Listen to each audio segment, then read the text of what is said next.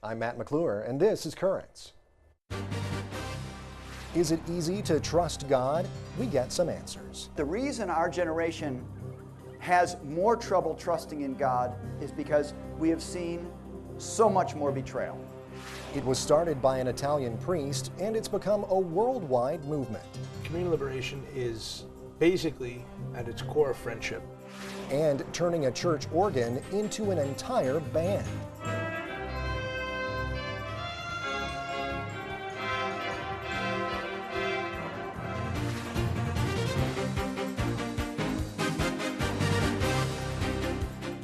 Well, good evening. Thanks so much for joining us. Francesca Maxime has the night off.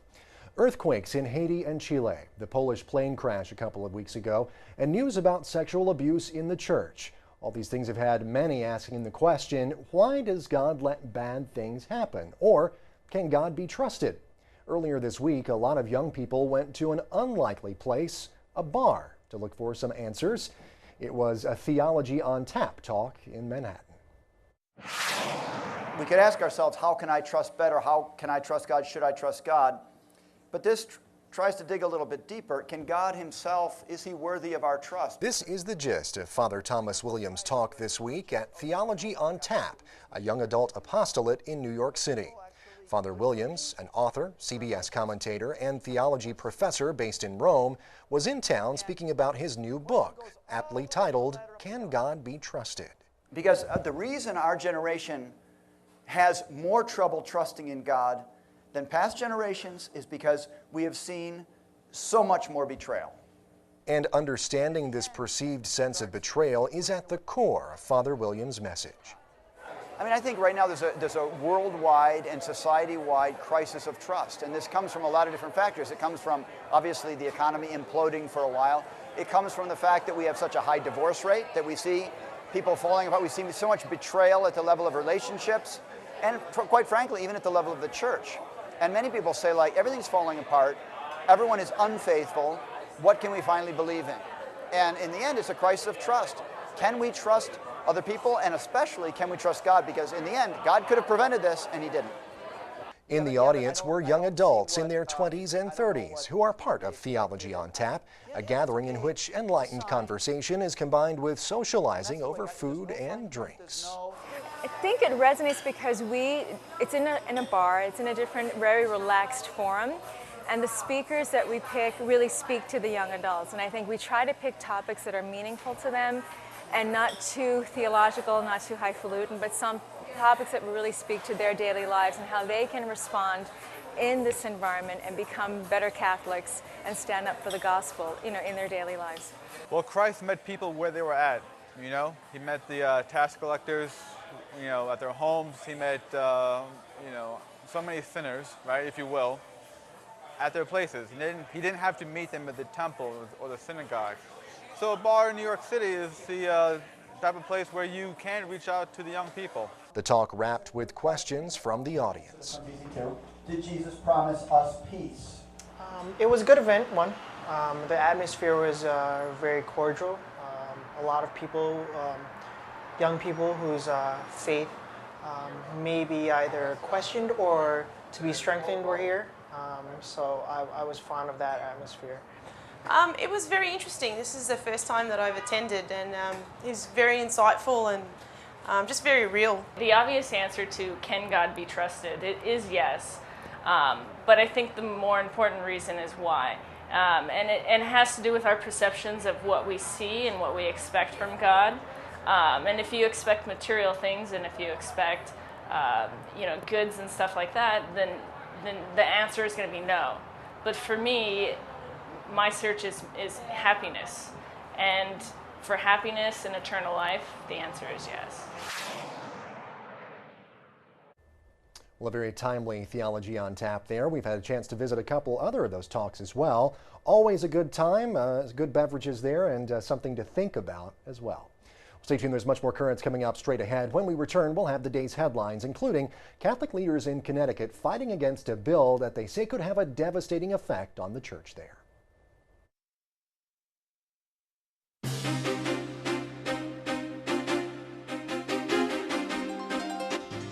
Welcome back to Currents. I'm Matt McClure. Coming up later, is it a church organ or an entire orchestra? We'll bring you some amazing sounds from a church in Queens. But first, let's turn to the day's headlines. The Cardinal, slated to be the main celebrant at a solemn high mass in the nation's capital this weekend, has been replaced in that role. Colombian Cardinal Dario Castrillon Hoyos made waves recently after French news outlets reported he wrote a letter in 2001 praising a French bishop for refusing to report a priest suspected of sexually abusing minors. That priest was later sentenced to 18 years in jail on several counts of sexual assault. Bishop Edward J. Slattery of Tulsa has been named as Hoyos' replacement. The Mass will happen on Saturday to mark Pope Benedict's 5th anniversary as pontiff, and it will be the first solemn high Mass at the National Shrine of the Immaculate Conception in 45 years. In Connecticut, church leaders there, the Catholic church leaders there, are fighting against a bill that would give victims of sexual abuse more time to seek damages in that state. The executive director of the Connecticut Catholic Conference says the bill could be a financial disaster for the church. There are, I believe, 8 dioceses across the country that have filed for bankruptcy.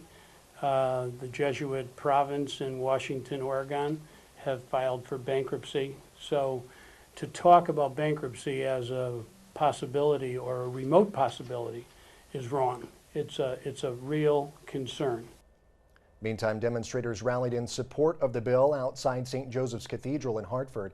The legislation would allow sexual abuse victims to file a civil lawsuit when they're over the age of 48. That is the current limit in the state. The Supreme Court will hear arguments next week in a controversial case related to same-sex marriage in Washington state. Washington Secretary of State Sam Reed sought to publicly release the names of the signers of a petition against same-sex marriage. Reed's opponents said that move could lead to death threats or property damage against the petition signers, so they filed to block the names from being made public. After several battles in lower courts, the nation's high court will hear arguments in the case coming up on April 28th. A pro-life group announced plans this week to raise money to try to oust pro-life members of Congress who voted for the health care reform bill. The Family Research Council set a goal of $500,000 in an effort to campaign against a group of 20 congressmen and congresswomen. The FRC says the lawmakers should be voted out of office because the health care reform bill they ended up supporting provides taxpayer funding of abortion. That even though President Obama signed an executive order prohibiting federal dollars from being used for abortion. 11 of the 20 lawmakers the FRC wants to oust are Catholic. The Justice Department says it will appeal a judge's ruling that said the National Day of Prayer is unconstitutional. The Obama administration says it wants that ruling overturned so the annual event can continue to be observed. All of this comes just days before the National Day of Prayer. It's coming up on May 6th. Meantime, the Army says it may take back its invitation to evangelist Reverend Franklin Graham to appear at the Pentagon in observation of the day. A military spokesman says they're considering the move because Graham, who is the son of Reverend Billy Graham, has called Islam an evil religion. And finally, we told you earlier this week that the U.S. military will end its official relief efforts in Haiti on June 1st. The need on the devastated island nation is still great, though, and Catholic charities across the globe are continuing to lend a helping hand. But as we hear from Rome Reports now, the task of rebuilding following the January earthquake is not an easy one and will take a very long time. The devastation after the January earthquake in Haiti is vast. The rebuilding efforts ongoing for months, years, and possibly decades. Jim Kavnar is the president of Cross International, a Catholic-based nonprofit and one of the many Catholic charities that are making long-term commitments to rebuild what was the second poorest country in the Western Hemisphere before the earthquake struck. After the earthquake, Haiti is now perhaps the second or third poorest country in the world. What there was of a middle class has been devastated. People lost their homes, their jobs. They now live like the very poorest people in the world. Cross International staff members describe the site of the earthquake as Dante's Inferno. The nonprofit has sent more than 50,000 pounds of supplies and meals to the victims, resources that are especially critical at this time since the flow of aid has slowed down. Cross International expects rebuilding efforts to last decades. But the organization also helps the poor all over the world. Last year, the organization worked in 40 countries. The nonprofit channels food, medical supplies, and resources through Catholic churches and ministries. It partners particularly with small existing charities that don't get financial help from the U.S. or Europe. When you get into the very, very poorest places, the worst slums, the poorest people after disaster, you find the Catholic Church at work. And it's not always because they have resources. It's because there's a will and a desire to help. In fact, Cross International has been present in Haiti since 2001. Kavnar says the presence of Catholic organizations all around the world, including Haiti, is one of the reasons why they're often at the front lines after a disaster strikes. Organizations like Cross International were able to be very effective in Haiti almost immediately after the earthquake because we had long-term relationships, we had contacts, we had people we knew and trusted, we had staff that were already there, spoke the language, knew the culture. Kavnar says Cross International was there before the earthquake and will be there as long as it takes.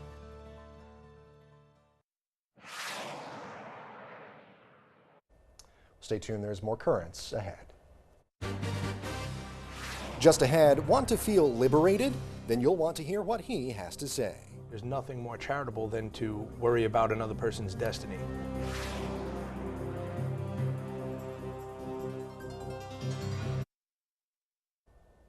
Welcome back. Tonight we continue our series on ecclesial movements with a look at one that has truly international scope, communion and liberation. It began in Italy and now it reaches into every corner of the world, including right here in Brooklyn. To find out more, earlier today our Natalia Ortiz spoke with one member of the group, Tom Black. Tom, so for the average person out there who has no idea what we're talking about, explain in a simple way what communion and liberation is. We know it's an ecclesial group within the diocese. Other than that, what can you tell me? Okay, communion and liberation is basically at its core friendship. Bunch of people who came together to follow Monsignor Luigi Giussani, who started the movement in Italy in the 50s. And they were attracted to him because of the way he took life seriously. And so they became friends with him. And from that friendship, communal liberation actually spread all over the world, including here. Okay, but exactly what is the theme or the purpose of getting together? So it's a friendship. What do you do? What do you discuss when you get together? All right, the movement is let's say there's three pillars of the movement, which is culture, charity, and mission. And so we try to have those three things in everything we do. Okay. So one major thing that we do is what we call the School of Community. We get together, we read some things that Father Giussani has written, and we discuss it in relation to our lives. We invite our friends there. I don't know, I feel that there's nothing more charitable than to worry about another person's destiny. And that's really what it's focused on. Okay. And so we're building a new culture, slowly, but surely in the world. So are you out there doing charitable events? Are you Sure. working in the community? Are you helping the poor? Is this what we're talking about? Also, Okay. also that, yeah, we do, we take high school kids, I'm a high school teacher, we take high school kids and we bring them to soup kitchens or, old age homes and work with the people there. Also the college kids do that also, the adults do that type of thing also. And again, that's just some of the stuff that we do. Give me a sense as to why you are a part of Communion Liberation. Okay, I actually met Communion Liberation in 1994 as a high school student myself. I had a teacher who really, it was an amazing thing because he took his students seriously and he took his students' questions about life seriously. And this was very, very attractive to me because up till that point, I hadn't found anybody who took my heart, my life seriously. Because of that encounter, I just understood very quickly that I had to stay connected with these people. And so as I progressed in my life through high school and through college and onto the working world, I really stayed connected because I didn't find any place where my life and my heart was taken seriously and there was a proposal made of happiness. And it obviously is something that you believe in because you said you started while you were in high school. Now you're a high school teacher. Right. So quite a few years have gone by. Yeah, 16, something wow. like that, yeah. Okay. And so for the average person that's interested in learning more, what do you suggest they do? There's lots of ways. We're present in a lot of parishes, Mm-hmm. so you could look in your parish to see if we're there. Mm-hmm. You can check CL Online, Mm-hmm. which is our website, and there's a list of really every place that we are internationally, as well as within the diocese. And tell me a little bit more about the history of communion and liberation, how it came about. You said it was in the 50s in Italy. Yep. Can you elaborate? Monsignor Giussani was actually he was a seminary professor. And he was going around and he heard some students talking about the faith and talking about Jesus in a way that he had never heard before. And he said, this is not the Jesus that I know. Mm-hmm. So he asked to be removed from that position and go to a high school. So he went to a high school in Milan and started teaching. And I think he was teaching 1 hour a week. And his students were so provoked by him, for good and bad, that they had tons of questions before class, after class, during class. And some of those students stayed close with him, again, as they progressed in life. And so that's really how the movement was born. Okay. And then spread, because as these kids grew up, they moved out. Right. But they stayed connected with him. I see. And quickly before we close, what sets apart this ecclesial movement than any other? Really, as far as I know, it's the insistence on your own happiness and on really being focused on reaching your destiny and reaching the point of your life and spending your life for something beautiful. Okay, thank you so much for being with us. We appreciate it. Well, Natalia has written more about these ecclesial movements we've been talking about all week long over on our blog. Just go to currentsny.net and click on Riding the Wave when you get there. Stay with us. We'll have much more currents ahead. When we return, we'll meet a musician who has everything from Mozart to Indiana Jones at his fingertips. The wonderful thing about this instrument, because of the technology, with all of the wonderful MIDI voices in here, the organ becomes a complete orchestra.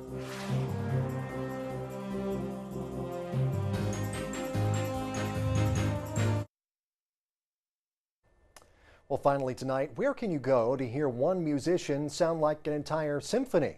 Well, you could have heard that and a lot more in Long Island City last weekend. It was a concert given by the celebrated organist Michael Lundy.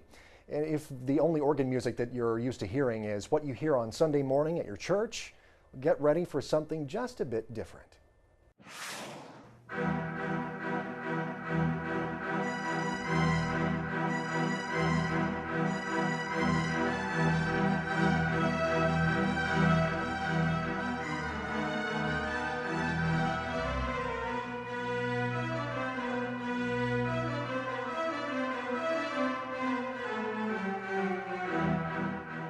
There's really nothing that this instrument can't do, and it is rightly named the King of Instruments because of that reason.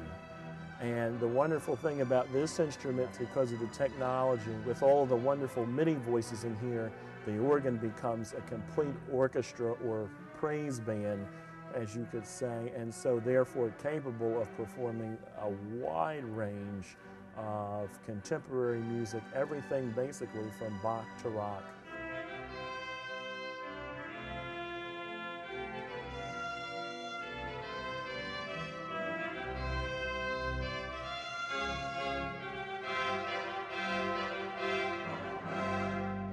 I have done similar programs like this where I have taken what we call orchestral transcriptions, something that was either written for another instrument and then rearranged for another instrument. But today, I reduced it from however many people you'd need to play all of those parts in an orchestra to just 2 hands and 2 feet. I enjoyed this concert immensely. The purpose of having a concert like this is to bring the community together here at St. Mary's. By having a concert of this nature, the people will be drawn to St. Mary's Church, and hopefully they'll be inspired by its organ, its music, and also the beautiful church itself. It's an historical landmark here in Long Island City. Michael's done a better job of accessing that MIDI, the musical interface digital instrument, that is actually a computer. And you have to scroll through all the voices and set it on a piston. There are pistons for each one of the manuals and the pedal to get the various sounds. Like he had timpani, he had strings from the orchestra, he had a different kind of trumpet than we have, he had bells, he had a glockenspiel playing. Today, to give the parish some sort of an idea, okay, we have more than just organ stops. So it was kind of neat to have them experience, because they paid all this money in 2002 to put the digital interface with pipe. So they retained the history, but yet they have an access to modern technology.